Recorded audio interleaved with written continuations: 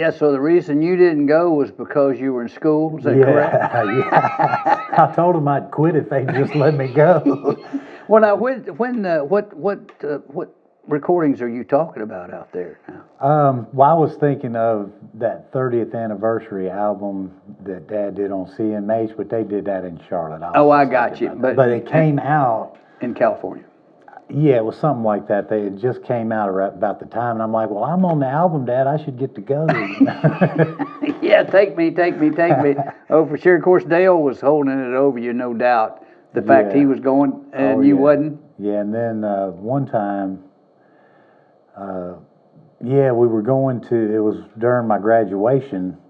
They gave me the choice to either go to Colorado with Dad or stay at home and graduate. And I went with Dad to Colorado. You went to Colorado? Yeah. That's hilarious. That's funny. I missed my whole graduation ceremony. Who cares? I'm out of there.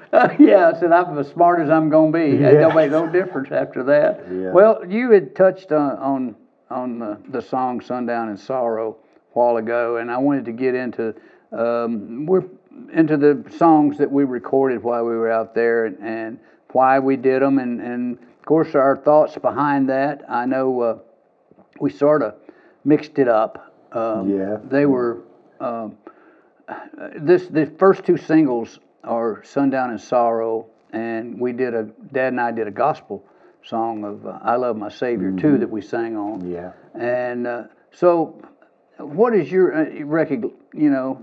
what do you recollect about the material we picked when we were out there?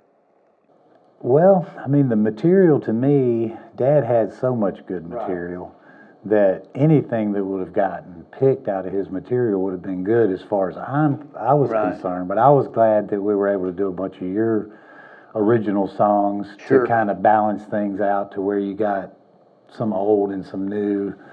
Yeah. And the updated versions of those songs that we did, I think, were, different from Reno and Smiley, but as good. I totally agree with you. The material was, and of course, I think Dad helped pick a bunch of the things he knew that I would be comfortable with. Yeah, we were listening to albums and going through trying to pick stuff out, and I can't, sitting here right now, even remember all the songs that we did.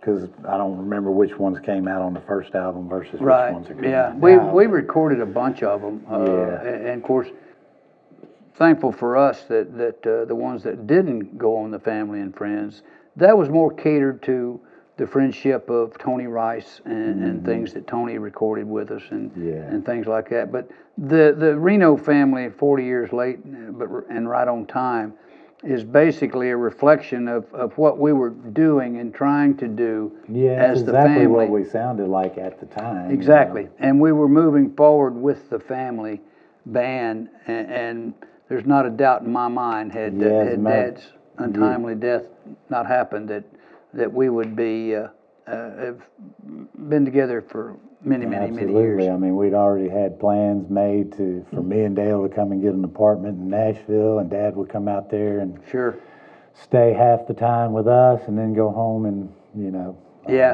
So it was moving that direction. It's always been something that bothers me that we didn't get to see that through. It was headed in a strong direction. Well, what I'm thankful for that we do have these recordings that we can reflect back on those wonderful times for the family, and like I said, we'll do another shout out to Dale Reno, and we'll get him in on the next session for sure. But I'm just thrilled that you were able to.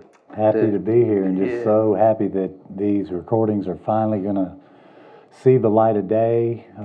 It's been a long time coming.